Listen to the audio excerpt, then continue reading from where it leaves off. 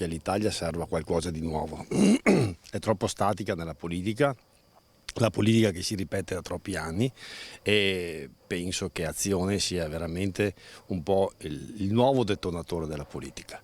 L'onorevole Roberto Caon entra in azione la formazione capitanata da Carlo Calenda. Dopo Gelmini e Carfagna è il momento del deputato padovano di muoversi verso il centro. L'unica formazione, a suo dire, realmente liberale e federalista.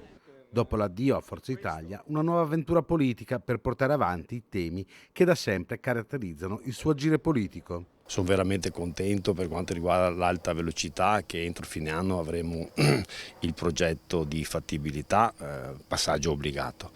Per quanto riguarda l'idrovia vedo che comincia a muoversi qualcosa. Dico la verità, ogni 2 settimane sono al Ministero a fare un giretto a bere il caffè, e vorrei portare anche una zona franca per l'economia padovana, una cosa un po' innovativa proprio per attrarre quegli investimenti e dare continuità e speranza a chi si dovrà mettere nel mondo del lavoro. Il governo Draghi non doveva cadere, ci dice Caon. Serve senso di responsabilità verso i nostri figli.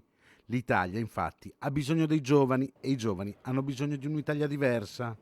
Non è pensabile, dice Caon, che si spendano soldi per la formazione dei ragazzi che poi vanno all'estero a spendere le loro conoscenze. Puntualmente diventano, diciamo così, si devono sgomitare, danno il meglio di se stessi e creano quelle idee che magari poi prodotte dall'altra parte dell'Atlantico, qualche altra parte del mondo, mettono in difficoltà la nostra economia, che ha fatto di tutto che con le proprie tasse poi abbiamo portato a questa generazione diciamo acculturata. Cioè, in poche parole, noi acculturiamo delle persone che poi in qualche maniera ci fanno concorrenza a noi, e questo è completamente sbagliato.